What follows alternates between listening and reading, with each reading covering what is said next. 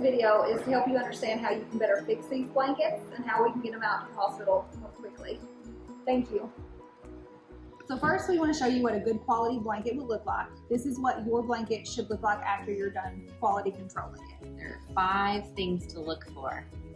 Yeah, so the first thing is the corners. You want to make sure that they are good actual corners. They will form a square here. The second thing to look for is that the strips are equal in length and in width. The third thing is to look for is to make sure that your knots are double knotted. The fourth thing is to make sure that there's no huge gaps in between those knots. If you can fit 3 or more fingers in these gaps, they're too big. And then the fifth thing to look for is the patch. So there should always be a patch on here, and there should always be a code in this square on the patch.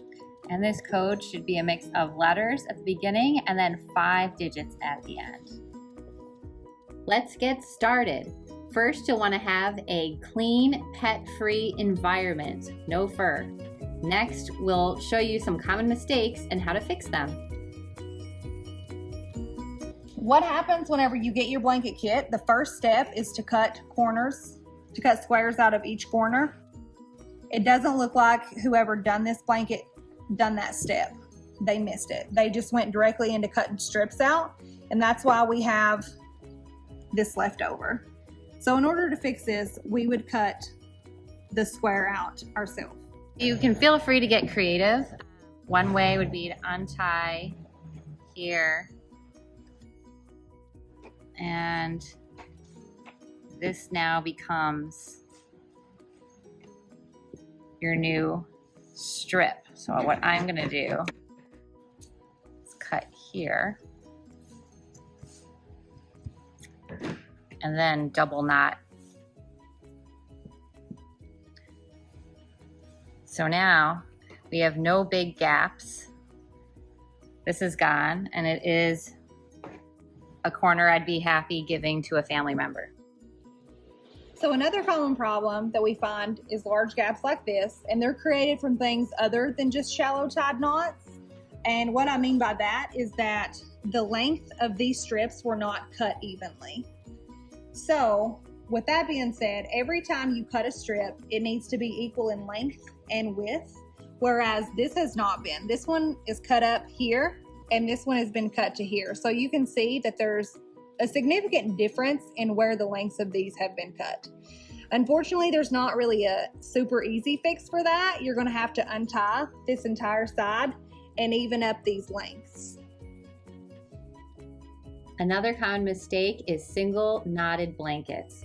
They might look great, but when you go to pull the blanket, they come apart. This is why we must always double knot blankets. Another common problem we'll see is a gapping issue caused by shallow knots. This knot here should have been made lower. So in order to fix this, you're just going to want to untie and then do that across all of the side, and then you'll retie closer to the point where it was cut. So the first way to fix this patch here, well, there's actually 2 ways to fix the patch. You can either write one of the codes right here that will be listed on the paper that you're going to receive. What these codes are these are either individuals, schools, or organizations that have made multiple blankets, and so these codes would go with any blanket. Any blanket recipient could receive this and it would be okay. Or the other option is you could make your own video message and get your own code. And the way to do that is you go to fleeceandthankyou.org/video, and you record your own video and upload it on there. And after you do that, you're gonna get a code generated back to you, and you would write that code on here. And again, that is written on this paper here, so you'll have directions for that. And just a reminder, this is what your perfect blanket is gonna look like. Thank you again so much for helping out. Your work is very impactful, helps out a lot of people. This is the last step that our blanket goes through before it makes its way into the hospital for the kids. We appreciate you.